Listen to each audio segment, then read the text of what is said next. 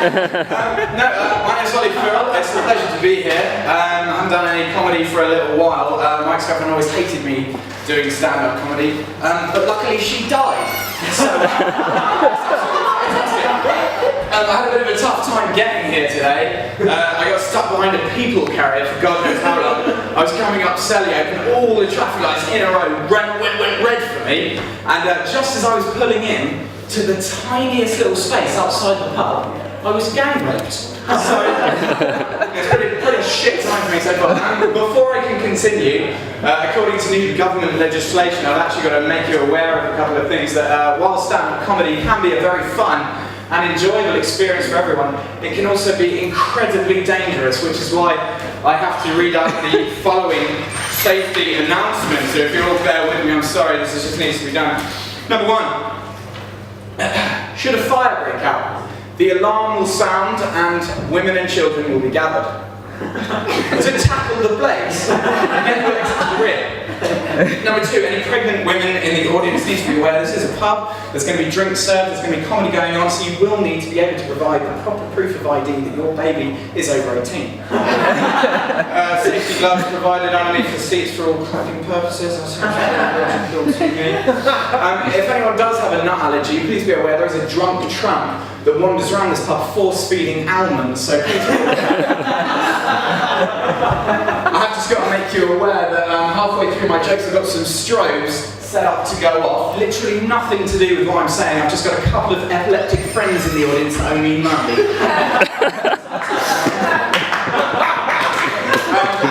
And finally, in the very unlikely event that it is suspected a terrorist is in the building, you will receive the following coded warning.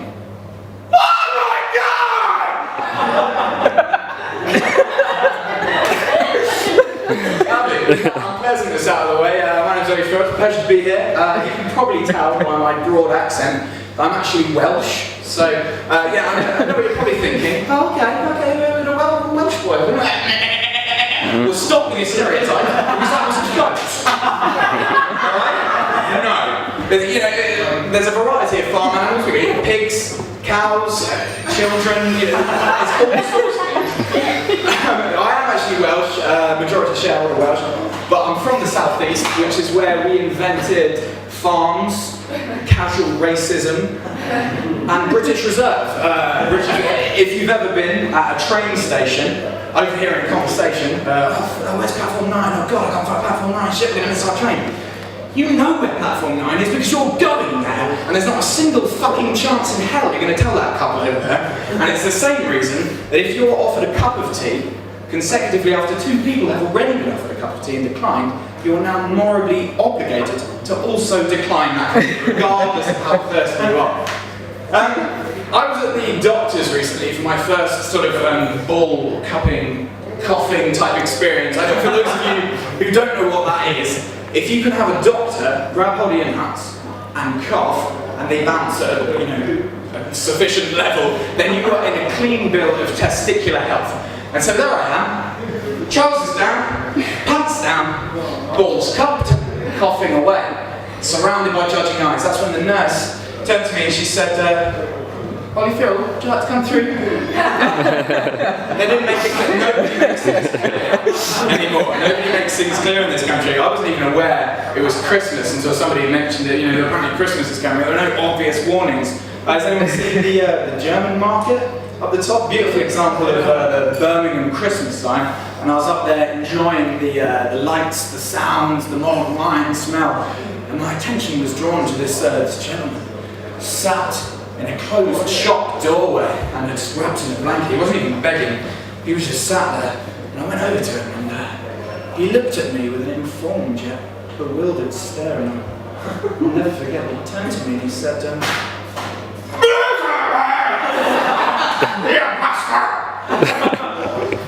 So I stabbed him, ladies and gentlemen.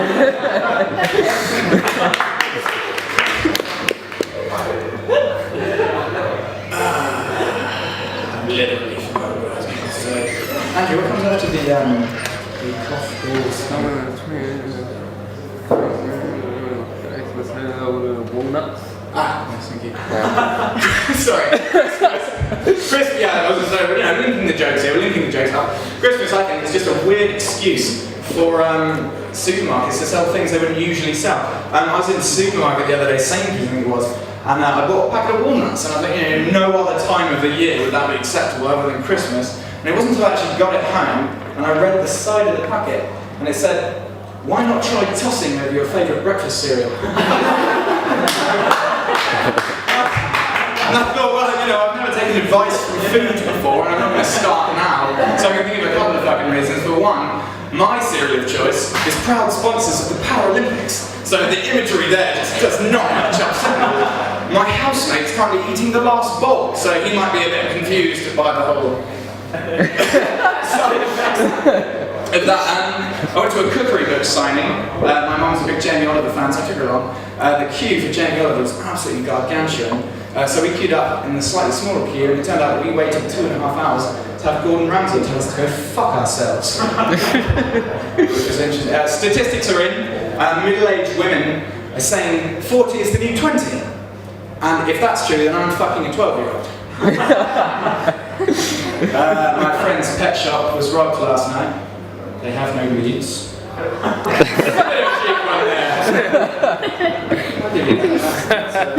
That's like, somebody asked me the other day, "Is your door ajar?" And I said, "No, it's a door." I did something a bit controversial last night. I had pasta with nothing on. Luckily, no one saw.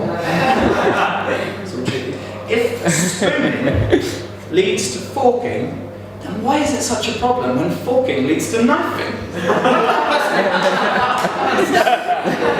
The court didn't laugh. The court didn't laugh. God. I genuinely think it takes real nuts to be a ladyboy. I'm sorry. I've been playing a new game recently called Angry Birds. Anyone with me on that, Angry Birds? You might not be though, because my version is approaching large groups of women on nights out and shouting, "Slaves!" Angry Birds. We've got any students? I'm assuming there's plenty of students at least. Plenty of students? We've got some students in it? Yeah. Yes, thank you. Thank God. Students. So we've got maybe, I can count one hand, like 5 students in. Have we got any real students though? That's what I'm wondering. Have we got anyone that has found themselves recently, or at least once, surrounded by Red Bull cans, staring at the 2,000 meaningless words I've just spent the last 21 hours writing? In one hand, a stolen fork from the draining board. In the lap, a colander full of super noodles. And in the other hand, a pint of 21p Tesco's own orange squash that you don't even like. Staring at the ceiling, at the wall, at the floor, thinking, what the fuck am I doing here? I'm Ollie Firrell. Thank you very much indeed for